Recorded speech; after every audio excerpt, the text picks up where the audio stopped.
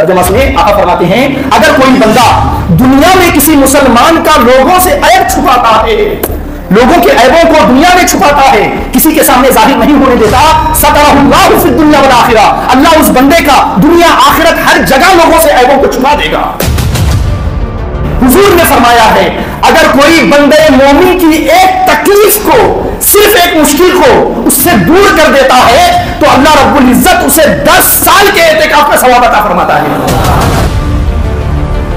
واللہ لا یؤمن، 3 بار قسم کھا کے فرماتے ہیں اللہ کی قسم وہ ایمان والا نہیں، اللہ کی قسم وہ ایمان والا نہیں، اللہ کی قسم وہ ایمان والا نہیں۔ حضور سے سچا شخص کوئی دنیا میں ہو سکتا ہے؟ حضور سے سچ بات کرنے والا کائنات میں کوئی اور ہو سکتا ہے؟ حضور قسم کھا کر فرما رہے ہیں تاکہ بات کی ویلیو لوگوں کے سامنے بڑھ جائے۔ حضور فرماتے ہیں اللہ کی قسم وہ ایمان والا نہیں۔ صحابہ نے تڑپ کر پوچھا قیل من یا رسول اللہ، حضور کون ایمان والا نہیں؟ حضور نے فرمایا اللہ یا من جارہ بوائقہ، جس کا پڑوسی اس کے شر سے محفوظ نہیں وہ شخص ایمان والا نہیں۔ آج کے اس جمعۃ المبارک میں ہمارے خطاب کا عنوان اور موضوع جو ہے وہ حقوق العباد ہے، یعنی اللہ کے بندوں کے حقوق۔ سب سے پہلے یہ سمجھ لیں کہ اللہ رب العزت نے اپنے بندوں پر جو احکام، جو فرائض اور جو ذمہ داریاں لازم کی ہیں وہ 2 قسم کی ذمہ داریاں ہیں، 2 قسم کے فرائض ہیں۔ ایک وہ ذمہ داریاں ہیں اور فرائض ہیں جو اللہ رب العزت کی جانب سے اللہ کے بندوں پر اللہ کے حق کے طور پر لازم ہوتے ہیں، جیسے ایمان لانا، نماز پڑھنا، روزے رکھنا، صدقہ و خیرات کرنا، حج کرنا، حلال کی طرف آنا، حرام سے پرہیز کرنا۔ یہ سارے وہ حقوق ہیں جسے شریعت کی اصطلاح میں حقوق اللہ کہتے ہیں، یعنی اللہ کے حقوق۔ اور جو دوسرے حقوق ہیں دوسرے نمبر کے، وہ ایسے حقوق ہیں جو اللہ رب العزت نے اپنے بندوں پر اپنے دوسرے کچھ بندوں کے حقوق کو لازم کیا ہوا ہے، اور اسے شریعت کی اصطلاح میں حقوق العباد کہتے ہیں، یعنی بندوں کے حقوق۔ اور اسلام میں حقوق العباد کا اتنا بڑا مقام ہے اور اس کی اتنی بڑی تاکید ہے کہ اگر کوئی بندہ حقوق العباد ادا کرنے میں کمی کر دے، اس سے کوئی کوتاہی رہ جائے تو اللہ کی بارگاہ میں توبہ کرنے سے معاف نہیں ہوگا، استغفار کرنے سے پورا نہیں ہوگا، جب تک وہ حق پورا نہ کر دے یا جس کے حق میں کمی کیا ہے وہ خود معاف نہ کر دے وہ حق معاف نہیں ہو سکتا۔ اس کو شریعت کی اصطلاح میں کیا کہتے ہیں؟ حقوق العباد، اللہ کے بندوں کے حقوق۔ تو سمجھ گئے آپ؟ اب ذرا دیکھیں شہادت کا مقام اسلام میں کتنا بڑا ہے۔ اللہ رب العزت بڑی نعمتوں سے شہید ہونے والے بندے کو نوازتا ہے، جو بندہ شہید ہوتا ہے۔ آقا نعمت صلی اللہ علیہ وسلم ارشاد فرماتے ہیں یغفر اللہ للشہید کل ذنب، کہ اللہ رب العزت جو شہید بندہ ہوتا ہے اس کے پچھلے سارے گناہ معاف فرما دیتا ہے۔ ادھر بندہ اپنی جان اللہ کی راہ میں دیتا ہے، ادھر اللہ اس کے تمام گناہوں کو معاف فرما دیتا ہے۔ یہ شہید کا مقام ہے۔ لیکن آگے آقا فرماتے ہیں الا الدین، مگر اگر اس شہید پر کوئی قرض ہو، کسی کا کوئی حق باقی ہو تو اللہ وہ معاف نہیں کرتا۔ کیوں؟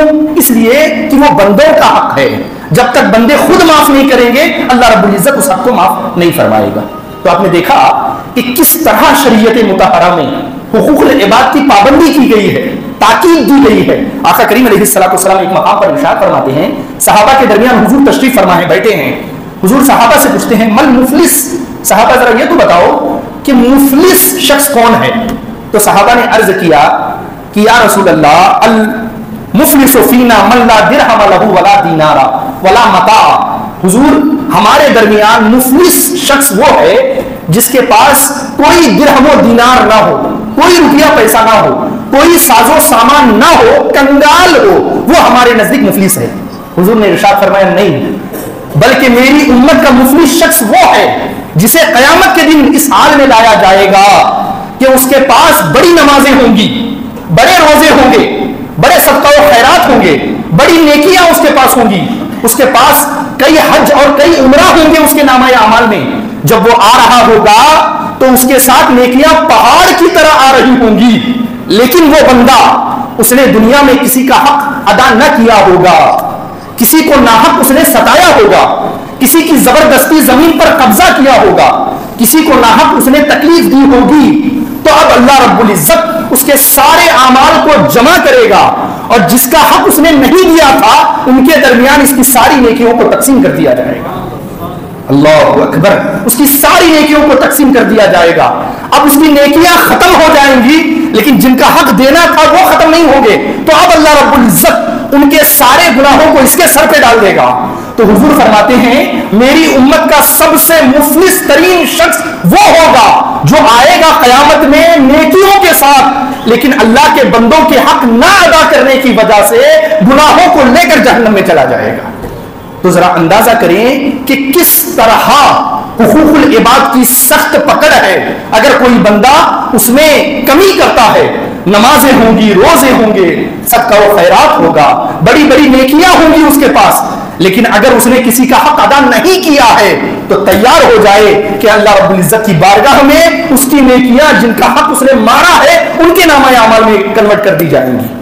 اب آپ تعلیمات اسلام کو اگر سامنے رکھیں, اس کا مطالعہ کریں, بغور اس کو اگر دیکھیں, تو پورے حقوق العباد کے 4 درجے بنتے ہیں. توجہ سے سنیے گا, حقوق العباد کے کتنے درجے بنتے ہیں؟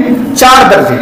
پہلا درجہ حقوق انسانیت, انسانیت کا حقوق, کہ ایک مسلمان پر ایز اے انسان, کسی بھی مذہب کا ماننے والا ہو, کسی بھی ملک کا رہنے والا ہو, کسی بھی ذات اور برادری سے تعلق رکھنے والا ہو, امیر ہو کہ غریب, بادشاہ ہو کہ فقیر, عزت دار ہو کہ ذلیل, پڑھا لکھا ہو کہ ان پڑھ, سب کے حقوق برابر ہیں ایز اے انسان. اب پچھلے 2 جمعۃ المبارک سے آپ نے تفصیل سے حقوق انسانیت پر خطاب سماعت کر لیا ہے. اب میں سمجھتا ہوں کہ مزید اس پر گفتگو نہیں ہے. دوسرا درجہ حقوق مومن, ایک مسلمان کے دوسرے مسلمان پر کیا حق ہے, آج اسے سمجھنے کی کوشش کرتے ہیں. یہ دوسرا حق ہے. پہلا حق کیا ہے؟ ایک مسلمان پر سارے لوگوں کے حقوق, کوئی بھی ہو, مسلمان ہو کہ کافر ہو. دوسرا حق ایک مسلمان کا دوسرے مسلمان پر جو حق ہے وہ سمجھتے ہیں. اس کے بارے میں اللہ رب العزت ارشاد فرماتا ہے قرآن مجید میں, انما المؤمنون اخوہ, کہ بے شک مومن آپس میں ایک دوسرے کے بھائی بھائی ہیں. اور آقا کریم علیہ الصلوۃ والسلام ارشاد فرماتے ہیں کہ المسلم اخو المسلم, کہ بے شک ایک مسلمان دوسرے مسلمان کا بھائی ہے. اب اس حیثیت سے ایک مسلمان کے دل میں دوسرے مسلمان کے لیے محبت, ہمدردی, بھائی چارگی, غم خساری اور اس کے حقوق کی ادائیگی کا جذبہ ہونا چاہیے. اگر اسے کوئی تکلیف پہنچی ہے تو ایک مومن کو چاہیے کہ وہ ان چیزوں کو ادا کرنے کی کوشش کرے, اس کی طلب اس کے دل میں ہونی چاہیے. یہ اسلام کا مزاج ہے, یہ اسلام کا طریقہ ہے کہ بندہ مومن کے کام آنے کی کوشش کرے, اس کا ہیلپ کرنے کی کوشش کرے. آقا نعمت صلی اللہ علیہ وسلم ارشاد فرماتے ہیں, ایک دن خانہ کعبہ کا حضور طواف کر رہے تھے. توجہ سے سننا, خانہ کعبہ کا طواف کر رہے ہیں, دوران طواف حضور رک گئے خانہ کعبہ کے سامنے, اور خانہ کعبہ کو دیکھ کر حضور نے فرمایا والذی نفس محمد بیدہ, کہ اس ذات کی قسم جس کے قبضہ و قدرت میں محمد کی جان ہے. حضور قسم کھا کر فرما رہے ہیں اس ذات کی قسم ہے جس کے قبضے میں میری جان ہے. اب آگے حضور فرماتے ہیں خانہ کعبہ کو دیکھ کر فرماتے ہیں حرمت المومن اعظم عند اللہ من حرمت کعبہ, کہ اے خانہ کعبہ تیری بڑی حرمت ہے, تیرا بڑا مقام ہے اللہ رب العزت کے نزدیک, لیکن یاد رکھ ایک بندے مومن کی حرمت اللہ رب العزت کے نزدیک تجھ سے کہیں زیادہ ہے. اب ذرا سوچیں, ہم اور آپ دور دراز سے سفر کر کے خانہ کعبہ کی طرف جاتے ہیں, خانہ کعبہ کا طواف کرتے ہیں, خانہ کعبہ کو چومتے ہیں, اسے چاٹتے ہیں, اس کے گلاف کو پکڑ کر زاروں قطار روتے ہیں, اور دوسری طرف کسی محفل میں اپنے بھائی کا گریبان پکڑ کر اسے ذلیل رسوا کرتے ہیں. یہ کہاں کی مومن یہ بھائی چارگی ہے, یہ کہاں کا کی ہمدردی ہے. آقا نعمت صلی اللہ علیہ وسلم ارشاد فرماتے ہیں من ستر مسلمن فی الدنیا سترہ اللہ فی الدنیا والآخرہ. ترجمہ سنیں, آقا فرماتے ہیں اگر کوئی بندہ دنیا میں کسی مسلمان کا لوگوں سے عیب چھپاتا ہے, لوگوں کے عیبوں کو دنیا میں چھپاتا ہے, کسی کے سامنے ظاہر نہیں ہونے دیتا, سترہ اللہ فی الدنیا والآخرہ, اللہ اس بندے کا دنیا آخرت ہر جگہ لوگوں سے عیبوں کو چھپا دے گا, اس کا کوئی عیب لوگوں میں اللہ رب العزت ظاہر نہیں فرمائے گا. ایک اور مقام پر آقا کریم علیہ السلام ارشاد فرماتے ہیں من کان فی حاجت اخیہ کان اللہ فی حاجتہ, اگر کوئی بندہ اپنے کسی مسلمان بھائی کے ضرورت کو پورا کرتا ہے, اس کی حاجت کو پورا کرنے میں لگا رہتا ہے تو اللہ رب العزت غیب سے خود اس کی حاجت کو پورا کرتا ہے، اس کی ضرورت کو پورا کرتا ہے۔ ذرا اندازہ کریں کس طرح اسلام کا مزاج ہے، کتنے پیارے دین کے ہم اور آپ ماننے والے ہیں۔ اس مقام پر مجھے حضرت عبداللہ ابن مبارک رضی اللہ تعالیٰ عنہ کی بڑی پیاری بات یاد آتی ہے۔ حضرت عبداللہ ابن مبارک یہ بڑے محدثین میں سے گزرے ہیں اور حضرت امام اعظم ابو حنیفہ کے خاص شاگردوں میں سے ہیں حضرت عبداللہ ابن مبارک۔ اللہ رب العزت نے انہیں علم و عمل کی دولت کے ساتھ ساتھ دنیا کی بھی بڑی دولت عطا فرمائی تھی۔ ایک دن ایک شخص حضرت عبداللہ ابن مبارک رضی اللہ تعالیٰ عنہ کی خانقاہ میں آتا ہے اور آ کر بڑا پریشانی کا اظہار کرتا ہے، عرض کرتا ہے حضور میں بڑا پریشان ہوں، مجھ پر 700 دینار کا ایک شخص کا قرض ہے، مجھ پر 700 دینار کا قرض ہے اور میں اس قرض کو لے کر بڑا پریشان ہوں، اگر آپ میری مدد کر دیں اس قرض کو ادا کرنے میں تو میں فارغ ہو جاؤں گا اور اللہ کی عبادت ایک سوئی کے ساتھ کر سکوں گا، مجھے کوئی ٹینشن نہیں رہے گا۔ حضرت نے فرمایا اچھا ایسی بات ہے تو فوراً ایک کاغذ قلم لاؤ۔ کاغذ قلم لایا گیا، حضرت عبداللہ ابن مبارک نے اس میں اپنے خزانشی کے نام، اپنے کیشیئر کے نام خط لکھا کہ اس بندے کو 60,000 دینار دیے جائیں گے۔ اس نے مانگا کتنا تھا؟ 700 مانگا تھا اور حضرت نے کیا لکھا؟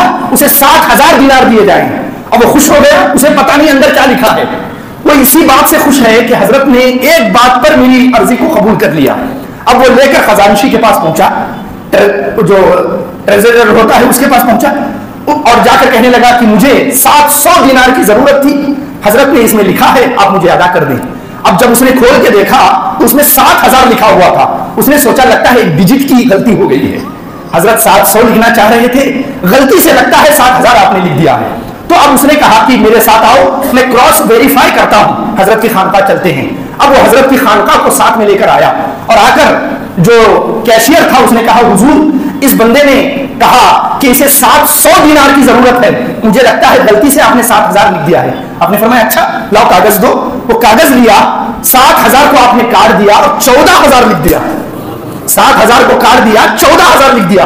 اب اس نے جب پڑھا حیران ہو گیا، لیکن حکم کی تعمیل کرتے ہوئے وہ اپنے دفتر آیا، وہاں اس نے 7,000 کی جگہ 14,000 دے کر اسے بھیج دیا۔ اب وہ بڑا خوش ہوا، اس کا ایکسپیکٹیشن نہیں تھا کہ میں نے مانگا ہے 700 اور مجھے 14,000 ملیں گے، اس نے سوچا بھی نہیں تھا، بڑا خوش ہوا، اللہ سے بڑی دعائیں کرتا ہوا وہ وہاں سے چلا گیا۔ جب وہ چلا گیا رات ہوئی، اب جو کیشیئر تھا حساب کتاب دینے کے لیے حضرت کی خانقاہ پہنچا، حضرت کے گھر پہنچا، جب آیا اس نے کہا حضور مجھے ایک بات سمجھ میں نہیں آئی۔ کیا بات ہے؟ کہا اس نے آپ سے 700 طلب کیا تھا تو آپ نے پہلے 7,000 لکھ دیا اور جب میں نے کراس ویریفائی کیا تو آپ نے 7,000 کی جگہ 14,000 کر دیا، آخر اس کی کیا وجہ ہے؟ اب وجہ سنیے گا اور میں کہتا ہوں ان کانوں سے نہیں دل کے کانوں سے سنیے گا۔ حضرت نے فرمایا میں نے حضور کی حدیث پاک سنی ہے، حضور نے فرمایا ہے اگر کوئی بندہ کسی مومن کے دل کو اس کے ایکسپیکٹیشن سے زیادہ، اس کی امید اور توقع سے زیادہ خوش کر دیتا ہے تو اللہ رب العزت ایک مومن کے دل کے خوش ہونے کے صدقے اس کے پچھلے سارے گناہ معاف کر دیتا ہے۔ تو میں نے یہ سوچا کہ اس نے مانگا ہے 700 دینار، میں اس کی امید سے زیادہ اسے دے کر یہ موقع حاصل کر لوں، لیکن تم نے معاملہ خراب کر دیا۔ اگر 7,000 دے دے وہ بات ختم ہو جاتی، تم تحقیق کرنے لگے، میں اس کی خوشی بڑھانے کے لیے اس کو 7,000 سے 14,000 میں نے کر دیا۔ یہ ہے اسلام کا طریقہ، یہ ہے اسلام کا مزاج، اور ہم کہاں کھڑے ہیں اور ہم کون سے حق دینے کی بات کر رہے ہیں؟ حضرت عبداللہ ابن عباس رضی اللہ تعالیٰ عنہ ہیں۔ کون حضرت عبداللہ ابن عباس؟ حضور کے چچا زاد بھائی اور پوری امت کے رئیس المفسرین، پوری امت میں سب سے زیادہ قرآن کی سمجھ رکھنے والے حضرت عبداللہ ابن عباس ہیں۔ حضور کی رسالہ ظاہر کے بعد جب حضور ظاہر میں پردہ فرما گئے تو مسجد نبی میں آپ اعتکاف کے لیے بیٹھے ہوئے تھے اور روضہ رسول کے قریب میں بیٹھے ہوئے تھے۔ توجہ سے سننا، جب آپ بیٹھے ہوئے تھے اچانک ایک شخص سر جھکایا ہوا آیا، مسجد کے نبوی شریف کے کونے میں بیٹھ گیا، وہاں بیٹھا بڑا پریشان سر جھکائے ہوئے تھا۔ اب حضرت عبداللہ ابن عباس کی نظر پڑی اور اس کے قریب چلے گئے۔ ہستی پلکوں کے نیچے غم بھی پلتے ہیں پر کون دیکھتا ہے اتنی گہرائی سے؟ ہر کوئی ہنستا ہے تو لوگ سوچتے ہیں کہ خوش ہے، اس کی ہنسی کو خوشی سمجھتے ہیں، لیکن اس ہنسی کے اندر بھی بڑے غم ہوتے ہیں۔ ہستی پلکوں کے نیچے غم بھی پلتے ہیں پر کون دیکھتا ہے اتنی گہرائی سے؟ حضرت عبداللہ ابن عباس اس کے قریب گئے اور کہا اللہ کے بندے، سلام کیا، کہا اللہ کے بندے بڑے پریشان معلوم ہوتے ہو، کیا وجہ ہے؟ आखिर इतना दर्द क्या है जो तुम इतने परेशान हो? अब उसने सर उठाया, ज़ारो कतार वो रो रहा था। उसने हुजूर के रोजे की तरफ इशारा करके फरमाया, मुझे इस साहिबे मजार के इज्जत की कसम, मुझ पर एक शख्स का कर्ज है और वो मुझे बड़ा परेशान कर रहा है। मुझसे वो कर्ज लेना चाहता है और अल्लाह की इज्जत की कसम मैं कर्ज देना भी चाहता हूं पर दे नहीं पा रहा हूं। कोई असबाब बन नहीं रहे कर्ज अदा करने के। मेरी नीयत कर्ज खाने की नहीं है, मैं देना चाहता हूं लेकिन कोई बात बन नहीं रही है और मेरी कोई मदद कर भी नहीं रहा है। हजरत अब्दुल्लाह इब्न अब्बास ने फरमाया, अगर मैं कर्जदार से बात करूं तो तेरी बात बन सकती है? उसने कहा, हुजूर आप बात करके देख ले, अगर वो आपकी बात मानता है, मुझे वक्त देता है तो बहुत अच्छी बात है। हजरत अब्दुल्लाह इब्न अब्बास एतेकाफ की हालत में थे। जब उसने कहा कि आप अगर मेरी मदद करेंगे तो बहुत अच्छा होगा, उसी हालत में वहां से उठे, मस्जिद नबी शरीफ के बाहर आने लगे। अब जो आपके शागिर्द थे वो दौड़ पड़े और जो वो शख्स था वो भी दौड़ पड़ा, रोका, कहा हुजूर मुझे लगता है आप भूल गए हैं, आप हालत एतेकाफ में हैं, मस्जिद से बाहर नहीं जा सकते। आखिर आप मस्जिद के बाहर क्यों जा रहे थे? लगता है आप भूल गए। अब हजरत अब्दुल्लाह इब्न अब्बास ने फरमाया कि लोगों मैं भूला नहीं हूं, मुझे उस साहिबे मजार के इज्जत की कसम मैंने उनसे सुना है, हुजूर ने फरमाया है अगर कोई बंदे मोमिन की एक तकलीफ को, सिर्फ एक मुश्किल को उससे दूर कर देता है तो अल्लाह रब्बुल इज्जत उसे 10 साल के एतेकाफ का सवाब अता फरमाता है। एक तकलीफ को अगर मेरे बंदे से कोई बंदा दूर करता है उसे 10 साल एतेकाफ करने का अल्लाह रब्बुल इज्जत सवाब अता फरमाता है। फरमाया मुझे याद है मैं एतेकाफ की हालत में हूं, अगर ये एतेकाफ टूट गया तो मैं उसकी कज़ा अदा कर लूंगा, लेकिन अगर ये मौका छूट गया तो बड़ा नुकसान हो जाएगा, इसलिए मैं अभी जा रहा हूं। तो ये इस्लाम का हुस्न है। इस्लाम इस तरह हमदर्दी सिखाता है। इसीलिए मौलाना रूम ने फरमाया, तवज्जो से सुनना, मौलाना रूम फरमाते हैं दिल बदस्तावर के हज्जे अकबरस्त अज हजार काबा एक दिल बेहतरस्त। लोगों एक दूसरों के दिलों को खुश किया करो, इसलिए कि लोगों के दिलों को खुश करना यह हज्जे अकबर से भी अजीम है और एक दिल को खुश करना 1000 काबा बनाने से भी बेहतर है। आज हमारा हाल क्या है? अगर खाने काबा को गिलास चढ़ाने का मौका मिल जाए, हम में से किसी को मिला है? नहीं मिल सकता, लेकिन फॉर एग्जाम्पल अगर मिल जाए, मैं समझता हूं आदमी अपना घर बेचकर खाने काबा को गिलास पहनाएगा। लेकिन पड़ोस में हमारी अपनी बहन बेपर्दा होती है, उसे परेशानियां लाहिक होती हैं, कभी हमारे दिल पर यह सदमा गुजरा है, यह ख्याल गुजरा है कि हमारी बहन किस हालत में है, हमारा भाई किस हालत में है? अगर ये चीज है तो इस्लाम की तालीमात के खिलाफ है। तो आका करीम अलैहिस्सलाम इतनी बड़ी बात फरमाते हैं कि सारे ह्यूमन राइट्स का दावा करने वाले हुजूर के दरवाजे पे आके पानी भरे। हुजूर फरमाते हैं, सुनिए, हुजूर फरमाते हैं अल मुस्लिमो मन सलिम अल मुस्लिमून मिन लिसानिही व यदिही, सच्चा पक्का मुसलमान वो है जिसके जबान और हाथ से दूसरे सारे मुसलमान महफूज रहे, कोई तकलीफ किसी को ना हो, वो सच्चा पक्का मुसलमान है। अब हुजूर एक कसौटी दे रहे हैं, एक तराजू दे रहे हैं, एक आईना दे रहे हैं। अब उस आईने के सामने हर कोई अपने आप को खड़ा करे और अपना जायजा लेने की कोशिश करे कि मैं कैसा नजर आ रहा हूं, हुजूर मुझे कैसा देखना चाहते हैं और मेरा चेहरा कैसा नजर आ रहा है। यह किसी मुफ्ती से पूछने की जरूरत नहीं, हर कोई अपना आईना खुद देख सकता है। अल्लाह की इज्जत की कसम, हुजूर फरमाते हैं सच्चा मुसलमान वो है जिसकी जबान से और हाथ से दूसरे मुसलमान महफूज रहे। अगर इस हदीस को तराजू बना लिया जाए तो अल्लाह की इज्जत की कसम है, मुफ्ती, आलिम, फाजिल, पीर नजर आना बड़ी दूर की बात है, हम सच्चे मुसलमान नजर नहीं आ सकते, इतनी दूर हम हैं इस्लाम की तालीमात से। और आका का फरमान क्या है कि लोगों के दिलों को दर्द करने से बचो। अगर तुम्हारी जात से किसी को तकलीफ पहुंच रही है, उससे भी रुकने की अपने आप को कोशिश करो। आका नेमत सल्लल्लाहु अलैहि वसल्लम है, मस्जिद नबी का सहन है, सारे सहाबा बैठे हैं, तवज्जो से सुनना। एक सहाबी बड़े परेशान हुजूर की खिदमत में आए, बड़े परेशान थे और आकर हुजूर से अर्ज किया। हुजूर ने पूछा क्या बात है, इतना क्यों परेशान हो, कौन सी तकलीफ तुमको लाहिक हो गई है? उसने अर्ज किया, हुजूर सुबह से शाम होने को है, मेरा बच्चा गायब हो गया है, मिल नहीं रहा, मैंने बड़ा तलाश किया, लोगों से पूछा पर बच्चा मिल नहीं रहा और घर में उसकी माँ भी बड़ा परेशान है, उसका भी खाना पीना सब बंद हो गया है बच्चे की याद में, और बच्चा भी इकलौता है और आप जानते हैं इकलौता बच्चा आंखों का नूर, दिल का सुरूर होता है, वही गायब हो गया है। इतना कहना था, पास में एक दूसरे सहाबी बैठे थे, वो खड़े हो गए, अर्ज किया हुजूर मैंने इनके बच्चे को फला जगह देखा है। वो खुश हो गया और इंतजार किए बगैर मस्जिद नबी के बाहर वो चला गया। हुजूर ने आदमी को भेजकर बुलवाया, تو وہ شخص آیا, وہ صحابی آئے اور حضور نے پوچھا کیوں بڑی جلدی ہے, ذرا بھی انتظار نہیں ہو رہا, چلنے لگے. کہا حضور آپ جان سکتے ہیں صبح سے شام ہونے کو ہے, بچہ مل نہیں رہا تھا, اب جب خبر ملی ہے اس لیے جلدی جا رہا ہوں تاکہ اس کی ماں کو بھی سکون مل جائے. فرمایا بے شک جاؤ, لیکن میری ایک بات کا خیال رکھنا. عرض کیا حضور وہ کیا؟ کہا جب تم بچے کے پاس جانا, بچہ تمہیں نظر آئے تو جو نام تم نے رکھا ہے وہ نام سے پکارنا, بیٹا کہہ کر نہ پکارنا. فرمایا بیٹا کہہ کر نہ پکارنا, بلکہ جو نام تم نے اسے دیا ہے, رکھا ہے, اس نام سے اس کو پکارنا. عرض کیا بندہ نواز, بیٹا تو میرا ہے, میں اس کا باپ ہوں, وہ میری اولاد ہے, اگر بیٹا کہہ کے پکاروں گا تو کیا حرج ہو جائے گا؟ اب حضور کا جواب سنیے. حضور نے فرمایا صبح سے شام ہو گئی ہے, تیرا بیٹا تجھ سے دور ہوا ہے, تو اپنے بیٹے سے ملنے کے لیے بے چین ہے. جب تو پہلی بار اپنے بیٹے کو دیکھے گا تو بلا کی مٹھاس تیری زبان میں ہوگی, تو اس قدر میٹھے لب و لہجے کے ساتھ بیٹا کہہ کر پکارے گا. ہو سکتا ہے تیرے ان بچوں کے ساتھیوں میں کوئی ایسا بچہ بھی ہو جس کا باپ نہ ہو, اور جب تو بیٹا کہہ کر پکارے گا ہو سکتا ہے اسے یہ خیال ہو جائے کہ کاش میرا باپ بھی ہوتا تو مجھے اتنے پیار سے پکارتا. اس لیے اپنے بیٹے کو جب دیکھو تو بیٹا کہہ کر نہ پکارو بلکہ نام لے کر پکارو. یہ اسلام کی تعلیم ہے کہ اگر کوئی یتیم بچہ ہو تو اپنے بیٹے کو اس سے پیار نہ کرو, اگر کوئی بیوہ عورت ہو تو اپنی بیوی سے پیار نہ کرو, اگر کوئی غریب ہے تو اپنے دولت کی نمائش نہ کرو, اور اگر کوئی تنگ دست ہے اپنے نام و نمود کا اظہار اس کے سامنے نہ کرو, اس لیے کہ اس سے اس کا دل دکھے گا.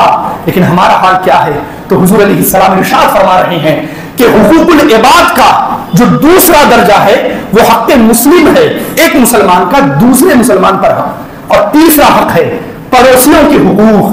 اور حضور علیہ السلام ارشاد فرماتے ہیں پڑوسیوں کے حقوق کے تعلق سے, فرماتے ہیں واللہ لا یؤمن, واللہ لا یؤمن, واللہ لا یؤمن, 3 بار قسم کھا کے فرماتے ہیں اللہ کی قسم وہ ایمان والا نہیں, اللہ کی قسم وہ ایمان والا نہیں, اللہ کی قسم وہ ایمان والا نہیں.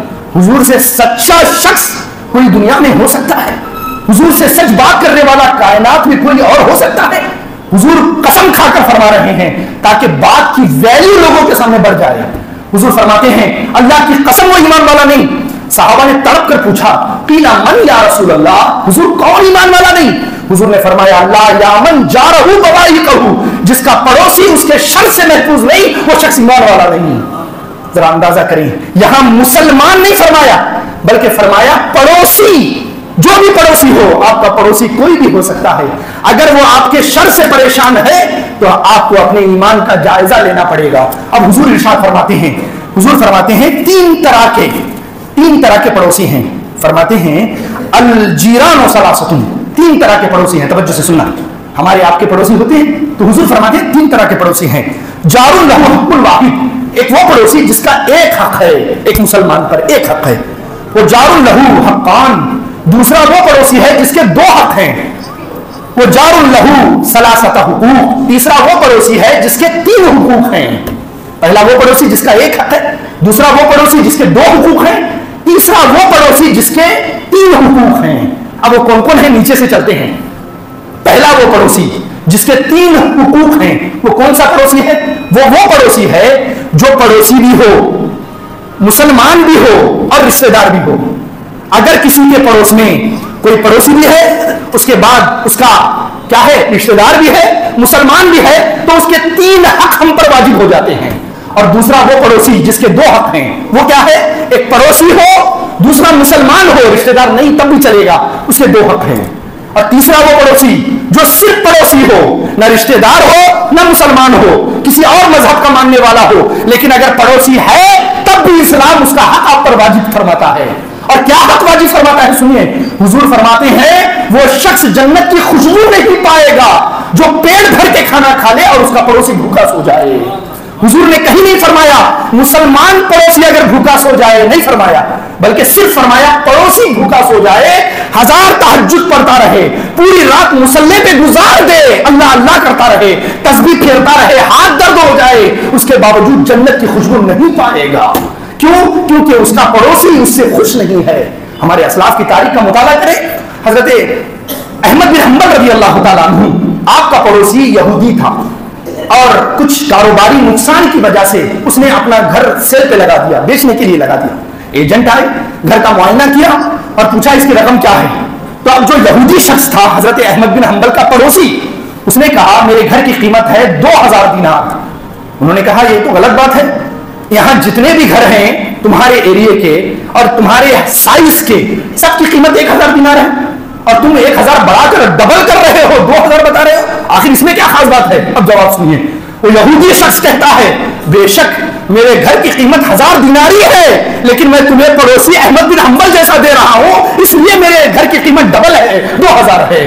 1000 میرے گھر کی قیمت ہے اور 1000 ایسے پڑوسی کے ہونے کی وجہ سے ہے۔